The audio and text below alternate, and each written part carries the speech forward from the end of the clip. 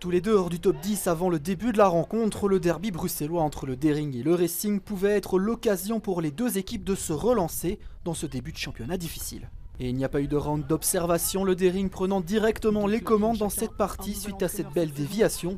Geoffroy Cozens fait 1-0, on joue depuis seulement 2 minutes de jeu. Et bien voilà, le Daring donne le ton dans cette partie. Mais 2 minutes plus tard, les Uclois obtiennent leur premier PC de la rencontre.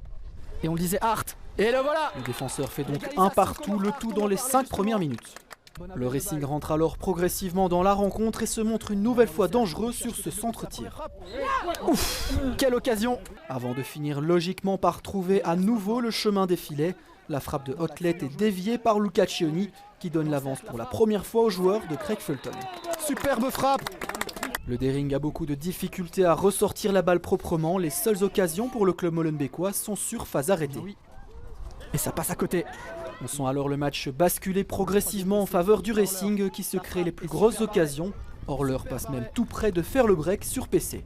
5 minutes plus tard, Victor Wenier tente une nouvelle fois de ressortir de sa défense, mais le Red Lion se fait déposséder de la balle. Conséquence directe, un PC pour le club molenbeekois. Mais personne pour reprendre.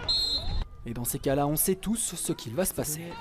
La frappe est partie. La frappe de Sioré est puissante et légèrement déviée par Coelho. À la mi-temps, la domination du Racing est indéniable, mais le score, lui, est bien de 2 partout.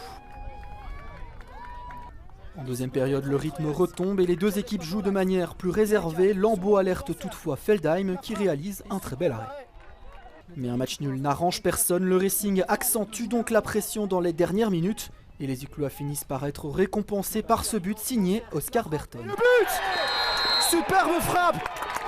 Oscar Berton qui donne l'avance au Racing à 5 minutes du terme. Mis à part le goal d'ouverture du Daring, on est assez bien rentré dans la rencontre. On les a vraiment pris à la gorge, on les a dominés. Dans le plan de jeu était assez clair. On se procure beaucoup d'occasions en première mi-temps, on gagne logiquement 1-2.